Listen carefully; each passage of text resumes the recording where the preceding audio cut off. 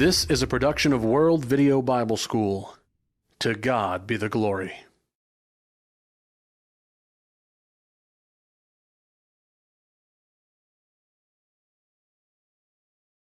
Welcome back to our continuing study in the book of Genesis. We'll be starting with chapter 8 in this particular session. It has been a good study so far, but as I told you from the beginning, this is not a verse-by-verse study. We go through and we try to pick out how to define certain terms for you, words and things like this, plus bring out major teachings. And this is what we are attempting to do in the class. All right, looking then in chapter 8, we're looking at the abatement of the flood, the waters going back down, and Noah getting then ready, of course, to come back out of the ark. There was one point I did want to mention as when we go into the flood itself. When God has him go into the ark in chapter 7, it says, "Then the Lord said to Noah, 'Come into the ark, you and your household, because I have seen that you are righteous before me in this generation.'" But what is the first word that the Lord says to Noah? Does he say, "Go into the ark"? No. He says, "Come into the ark."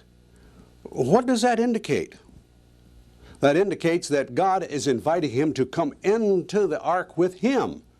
That God is going to be with him in the ark. That's important. That is a lot of confidence that he is giving to Noah. Yes, he and his family, they built this ark. But to actually make that final step and go in with all of this livestock, go in with all this feed, to everything that's in there, God says, "Come," like as if we are going to make the trip. That had to be encouraging to that man and to his family for God to put it in those kinds of terms for him, knowing then that providence is going to be with him all the time. All right, so we have the flood going down in this area. Within verse 1, also here is something else. It says, "Then God did what? He remembered Noah." Here we go again. Did God forget him? No. He remembered him. Remember does not mean remembering something forgotten. God can't forget anything. Remember we talked about sins and God said, "I will remember them against you no more." It isn't that he's going to forget them. God doesn't forget anything. So what does remember mean here? It means remembering with kindness, granting requests, protecting and delivering. And I've given you several passages there that you can look up and see this actually in action, what it means for God to remember them. So God did not forget. God does not forget. Noah is not forgotten. He is remembered with kindness. Of course, providence. Obviously, providence is with him. Verses 2 through 5, we see the flood receding. Again, we see God's care, that he is definitely with Noah in a very special way. Of course, there are a lot of miracles involved with this total flood situation. But here are some things that I just would think of real quickly, like the flood is going down, right? Well, what would happen if this ark just accidentally got up on a steep slope, got hooked there, and the water settled? What would happen to that ark? It would tip, wouldn't it? What would happen to a lot of that livestock? It'd be crushed and killed. So, God sees to it that it comes down on more level ground. But it has to be really fairly level and fairly stable even then. God's providence has to be there. What with God opening that door and these animals all coming back out, you've got a terrible shift of load. And if it's in a precarious position, not having to be on a slope, but even in a rocky place where it could tip or move, you would still have lots of big problems. But God takes care of all of these things. God's care is there. The flood is going down. We saw that the flood is universal. After all, as we said before, why would an ark be needed at all if it were a local flood? The animals would have naturally migrated away from the flood area, had moved out as quickly as they could. Human beings could move out. He could have moved out himself, Noah could. No, this is a universal, a full flood over all of the world. 7 through 12, we see the testing then of the earth by birds. First of all, we have a raven. Now, a raven would just simply land anywhere. He would land just anywhere. Well, he doesn't land, so he comes back. 7 more days, he sends out a dove. Now, a dove will land, but he will land on a dry surface. And he comes back 7 more days. He sent out again, success. He brings back an olive leaf. And then he did not return the next time. Dry land is there. So we see the test. The test is made, and we now know that the waters are receding. First, in verse 13, it shows that the waters have gone down. This is the local outlook. And then it says the earth itself is dry. This means all over, not just in one small place. In 20 through 22, we see then the offering of thanks. This man is thankful. He has just literally seen the destruction of all mankind except those who that are living with him inside of this ark. He has seen the death of all air-breathing animals except those that are with him in the ark. And he has seen the providential care of God. He's safely delivered. He can come out of this ark. Oh my, just think about that. Worship. Giving glory and honor to God. That could be the only natural conclusion. And this is what that man does. He offers a thanksgiving. Well, as a result of all of this, then God is going to make a promise to Noah. What is this promise? First of all, he will not curse the ground again, although, and the idea is for or because or on account of, the imagination of man's heart is evil from his youth. You notice God has recognized that we're going to continue to be this way. We're going to continue to be this way. But he's not going to curse the ground again. He will not destroy every living thing. He will not smite it again, as I have done, is what he says. And then he goes on and says, while the earth remains, seed time and harvest, cold and heat, winter and summer, day and night, these shall not cease. In other words, life is really going to continue on. It's going to be quite a bit different world than before the flood, but that's all right. God is guaranteeing him that there is going to be a continuance. Now think about it. Really, in essence, as far as mankind is concerned, he almost stands in the place of Adam. For you see, everyone that is descended is going to be descended through him one way or another, because it's him and his family. Just as it was back here, Adam and his family. Everybody descended. All of those are destroyed except this man and his family, and then the descendancy comes from there. And so we have a man that loves God, loves him very much, very faithful to him, makes a sacrifice to him, and then God makes some promises to him in turn. Chapter 9, he tells them, just like back in the garden, be fruitful and multiply. Be fruitful and multiply. This is saying to Noah, you're going to live a good time longer yet. And you're going to have children and more children, and we're going to multiply, we're going to fill this earth again. And so these promises are made, these commands are given. And as I said, these are the same blessings. Be fruitful, multiply. In verse 2, we find that animals are going to fear men. Now, these are the beasts and birds. We're not talking about domesticated animals or the cattle and like this. We're talking about the wild beasts and birds. Verses 3 and 4. Verses 3 and 4. Every moving thing that lives shall be food for you. I have given you all things, even as the green herbs. But you shall not eat flesh with its life, that is the blood. We have the admonition, the command not to eat blood. This is a universal command. It's not just for him at this time. We find that this is repeated in the law that is given to the Jews. We could go to the book of Acts and see that it's again repeated for Christians. We are not to eat blood. This is where the life is of an animal. We are not to eat blood. It is a universal prohibition, not just to any one age or to any one people. We also learn in these verses that vengeance belongs to the Lord. How does he do this? How is vengeance his? Well, he can use vengeance by man. He can, as we know, he supports and requires capital punishment of governments. And so his vengeance can come that way. It can come by animals, by wild animals. Or it can come directly by God himself. But vengeance does belong to God.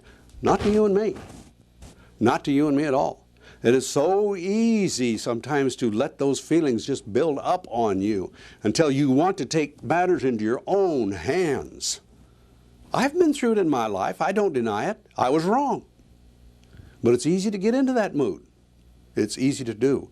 But vengeance is the Lord's. You have to work on your heart. You have to say, I will not take vengeance. I will treat so-and-so that has done wrong to me in a good way. Maybe we can change his heart. Maybe we can change the hearts. But vengeance, that's his. That's not my business. And quite frankly, I'm glad it is. You see, I might take too much vengeance, over-punish. I might not take enough. But you see, God's knowledge is perfect. It is absolutely true. The punishment that he metes out will be exactly right for the sins. That's right. The punishment will match the need that is there by the sins. If, as it says in the New Testament, you do lots of things wrong, you're going to be beaten with what? Many stripes. If you do fewer things wrong, you're going to be beaten with fewer stripes. The punishment will match. And he is the only one that can do that and do it accurately. We fall so short. We see it in school systems with their discipline. We see it in the courts and the discipline they put out. It is inconsistent. But God's is not. It will be exacted precisely unless you repent and turn to him and obey him. Faith and obedience. Faith and obedience. This is what will get us to heaven.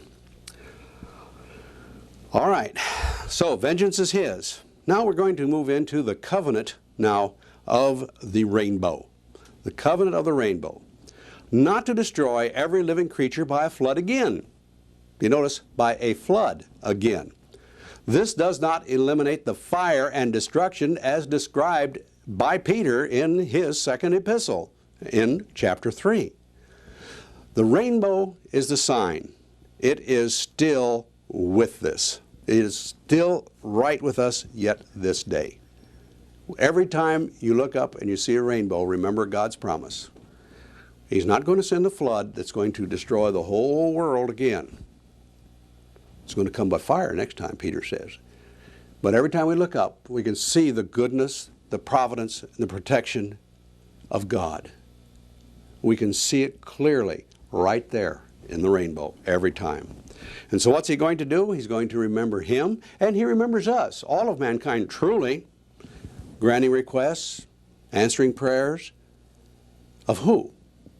Those that love him, those that are diligently seeking him. Those are the ones that really receive the best. In fact, where are all spiritual blessings today? In Christ Jesus. We know that. All right.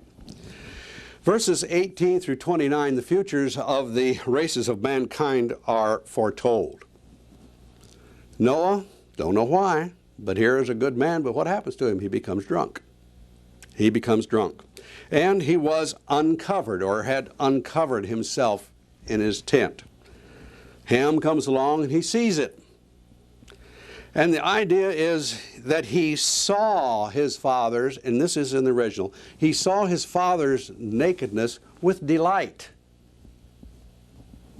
Now, humorous or what, I don't know quite how to describe that. But it was not repulsive to him. It was not something that he should not have seen, but it was funny, if you will. It was delightful to see this. And then what does he do? He tells it. And the idea is, again, with delight. Now, the brothers don't quite agree with this. They take a little different approach, do they not, when they cover him? But what does this show? This shows a very, very irreverent attitude on this man's part. And so then we have, cursed be who? Is it cursed to be on Ham? No. Cursed to be on Canaan. You see, the Canaanites are going to be so much like him in their attitude that God can even exchange the names. They're interchangeable here. So, cursed be his descendants. The fathers and the sons are going to be so very much alike. If you want to, check on the Hivites, for instance. We see that in Joshua 9, also Judges 1, 1 Kings 9, several places we can see this. Moving then into chapter 10 through 11, looking at the posterity of Noah and the early races in the Near East. In chapter 10, really there's not a whole lot to cover in this. There's a describing of who beget who and the descendancy of the family. But if you really just look at the last verse in chapter 10, and it's a summary. It's literally a summary of the whole chapter. These were the families of the sons of Noah, according to their generations in their nations. And from these the nations were divided on the earth after the flood. This is essentially everything that he said in chapter 10. Begin then in chapter 11. Moving on quickly. We have the confusion of the tongues. We have the confusion of tongues at the Tower of Babel. This estimated time is about 100 years after the flood. About 100 years. If you figure out about 8 children per family, as we would see if we went back and looked through chapter 10. If we see about 8 children per family, this would be at about this time approximately 30,000 people. Yes, that's quite an expansion, isn't it? So there are about 30,000 people at this time. Now they had found a plain. Now this means a broad plain, a real wide place. Between mountains out there, yes, but a real broad and wide place. And they said, let us make bricks and burn them. This tells me something about these people. They've got something permanent in mind, not something temporary. For those bricks that are baked by the sun are not near as permanent as those that are baked in an oven. So these people have something very definitely in mind that is going to be permanent. That's going to be a strong structure. Permanence is definitely in their mind. And what is the reason in verse 4? Lest we be scattered. Now, wait a minute, aren't they supposed to go all over the earth? Aren't they supposed to reproduce, multiply, and fill the earth? Can you see they're going against God's will? Which brings up an idea in my mind, thinking about it. What happened in Matthew 28? Did the Lord not give the Great Commission and tell the first Christians to go into all the world? But where did they stay? Primarily they stayed right there in Jerusalem, didn't they? Well, if we read through the book of Acts, what happens when we get up into chapter 8? Persecution starts coming along, and then what? Then they go into all the world, teaching and preaching. What does that say for you and me in our local congregations? Are we evangelizing those around us? We should be. But should we be also sending people or helping people far off into all of the world? Yes. Our evangelism isn't just to be nearby. It isn't just to be far away. We're to take care of all of it. We're to take care of evangelizing here and there both. Now that goes for your congregation. I don't care in the world where you are. You have an obligation to seek and save those, the lost ones around you that you can, but also spread your influence as far and as wide as you can. Now, if you don't have the resources, through providence or whatever, you don't have them, God expects you to use every bit of your resources that you can to do what you can to evangelize.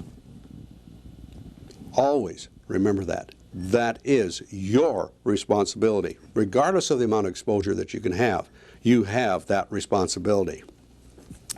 In verse 5 now, it says, "But the Lord came down to see the city and the tower which the sons of man had built." Well, what does it mean the Lord came down? Did He actually come right down to this earth? No. That's called an anthropomorphism. Long word. What does it mean? Well, it's a picture, if you will. It's using a physical wording or a phrase as if somebody physically did something that pictures what they actually did. Now, so the Lord is going to come down. What's He going to do? He's going to have destruction of this. He's going to have the changing of the tongues. And so He's going to do something about it. So they use the idea of Him actually coming down. He doesn't leave where He is. Of course, He's omnipresent, but He doesn't leave heaven and come down to earth like some teach. No, that's not what this teaches. Verse 6, "And the Lord said, Indeed, the people are one, and they have one language. And this is what they begin to do. Now, nothing that they propose to do will be withheld from them." In other words, there's one language. They can get together. They can talk. They can do anything they want. There it is. They're able to cooperate. They're able to understand each other. What they want to accomplish, they can do. Well, my friends, with one tongue, with one language, this is only the beginning of the evil these people could do. And yes, they're planning evil here. The solution? Give them different languages. Now, separation by languages results in separation into different lands. Babel, what does it mean? To confuse. That's the meaning of the word. Now you think about that. Of course, if you are not able to understand each other, how could you possibly even live next to each other? No matter how you tried, you can't understand what they're saying. God working? Yes. Miraculous? Yes. And so if we can't get along and if we can't understand each other, I'm going to get together with those few that I do understand, and then we can talk together, and we're going to move off from this other group. How can we live together? And so we have the people separating. In verses 10 through 26, we have the history of Shem. As before, Moses takes those that are not going to be part of the mainstream narrative and removes them first. Then in 27 to 32, it moves down to Terah. Now who is he? He's Abraham's father. So now we're narrowing it down. Who are we going to come to? We're going to come to Abraham, are we not? And so God, through Moses, is narrowing the storyline, if you will, down exactly the way they always did in those books at that time. So Terah, he's going to leave Ur. He moves to Haran. But Abram will complete the move into Canaan. Abram will make that move. Terah is not going to do it. Now, a special note here, please. Abraham was in Mesopotamia when he received his call from God to go to Canaan. This was before he went to Haran. And you say, well, wait, I didn't see that in there. Let's go to the book of Acts, chapter 7. Acts chapter 7, the first 4 verses. I want to read it for you. Again, this is another time when we have to go to the entire context of the Bible to find out everything we can. Acts chapter 7, the first 4 verses. Then the high priest said, "Are these things so?" And he said, "Men and brethren and fathers, listen. The God of glory appeared to our father Abraham when he was in Mesopotamia, before he dwelt in Haran." and said to him, "Get out of your country and from your relatives, and come to a land that I will show you." Then he came out of the land of the Chaldeans and dwelt in Haran. And from there, when his father was dead, he moved him to this land in which you now dwell. So you see, he's very clear. Where did he live? He was in Mesopotamia. You don't get that in reading the Genesis text. All right, moving on into our second major section in the outline now. We're going to get into the life of Abraham. It starts in chapter 12 and goes through chapter 25 and verse 18. We're going to go through now his call and his acceptance and the covenant that he receives by faith. Chapter 12, verses 1 through 9 are the call of Abraham and the exodus then from Haran.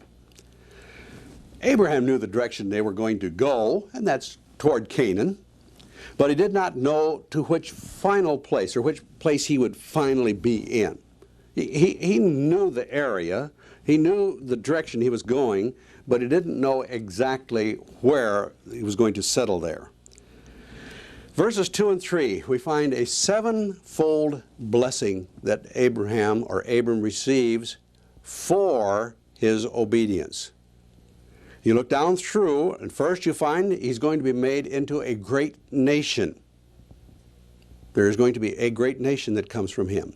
He says to Abram, "I'm going to bless you." Oh, can you imagine what all goes with that word, bless? It's hard for us to even imagine all the things he's going to be doing for this man. He says, "I'm going to make your name great." In other words, not only is he going to be wealthy, not only is there a great people going, but all around people will know him even at that time. And he says, and this is important, you will be a blessing. Wow. He will be a blessing. Are you a blessing? Am I a blessing? Think about that for a minute. God said this man was going to be a blessing. To whom? To those around him.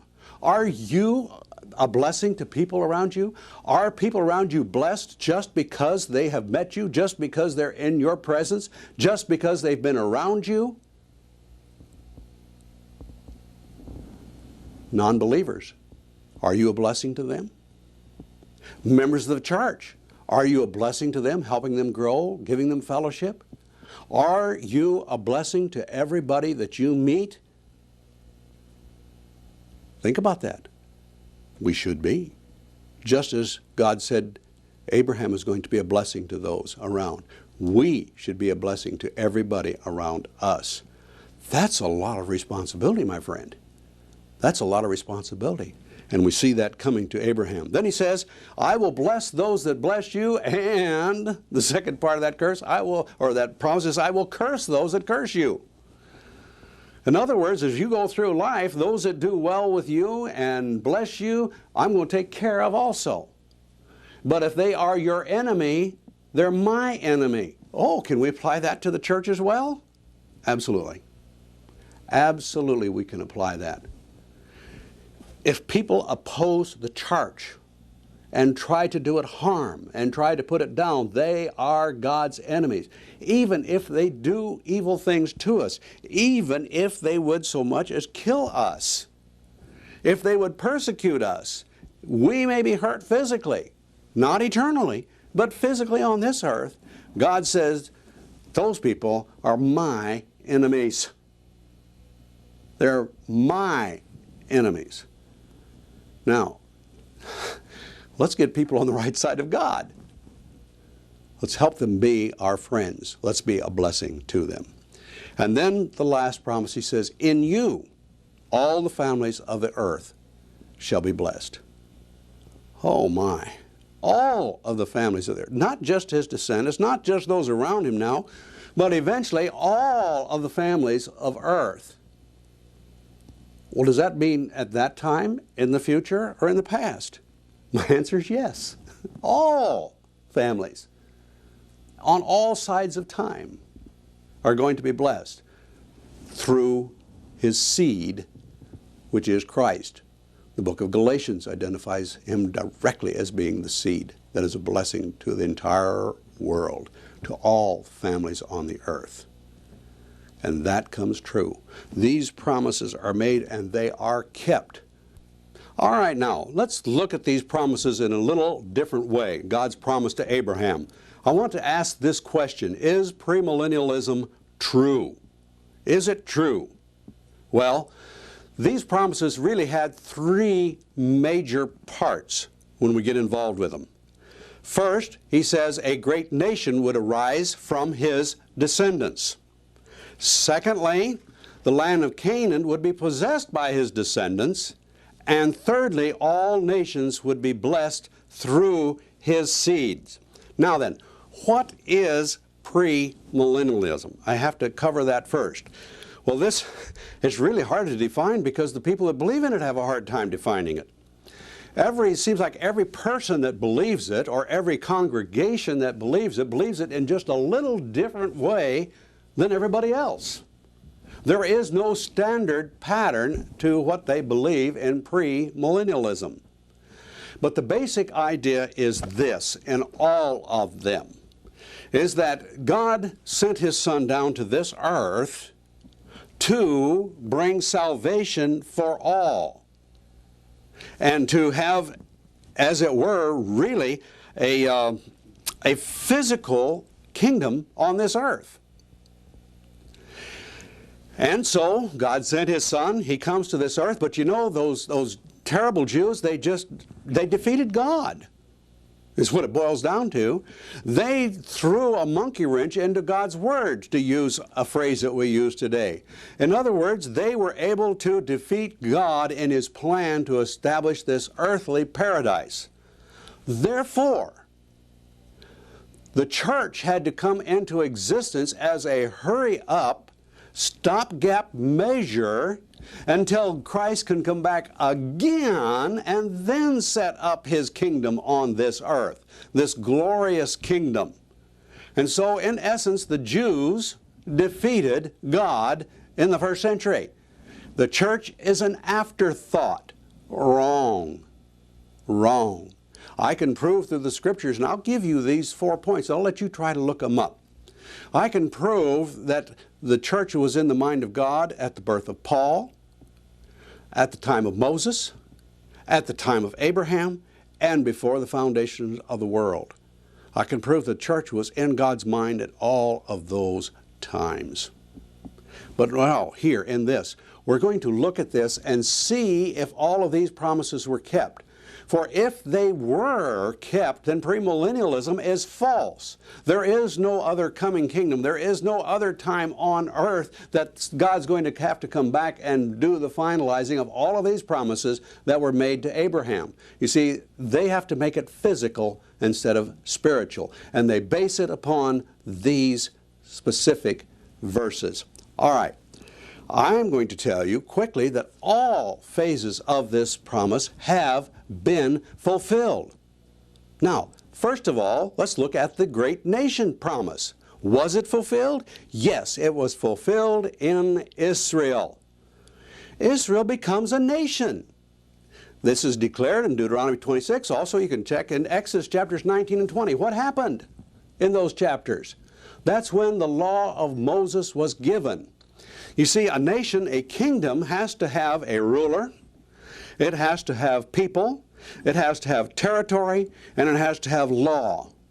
Well, you've got a ruler, you've got God, you've got people, the Israelites, you've got to have a law, they get that in Exodus 20, and they've got to have a land, they go in and possess it. Now, does God fulfill this land promise? Yes. Does he give them then the nation promise? Yes, and that's what we're looking right now. The nation promise. Do they become a nation? Yes. Jeremiah 31, for instance, through 34, that is Jeremiah 31 through 34, says that this nation is going to be a spiritual nation also. That's today. What happened back then? It was a physical nation, but now it is a spiritual nation. Is that kingdom in existence? Yes, this new kingdom is in existence. We see this in Isaiah 2, Daniel 2, Joel 2, all being completed in Acts 2. But I'm going to add a couple more of those to you. Now think about what I'm saying. Isaiah 2, Daniel 2, Joel 2, Hosea 2, Zechariah 2. All of those books in chapter 2 have prophecies of the spiritual kingdom. Where is it completed? Acts. What chapter? 2.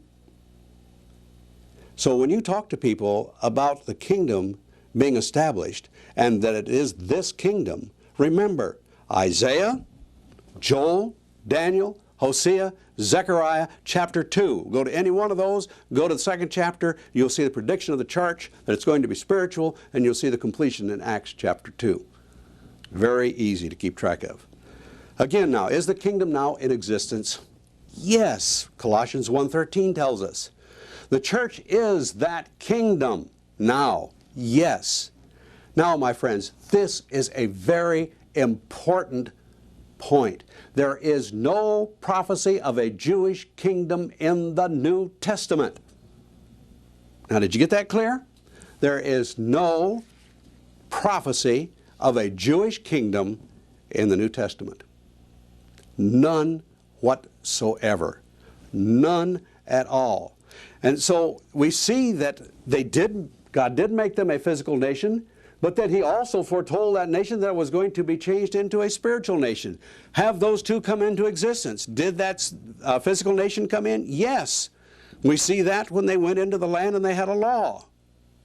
How about the spiritual nation? Did it come in? Yes. It was foretold in those 5 books, chapter 2, completed in Acts chapter 2. We see that all there, completed and fulfilled. Now, when we come back into the next section, we're going to see if the land promise that was given to Abraham is fulfilled. That's very important to see that it is fulfilled.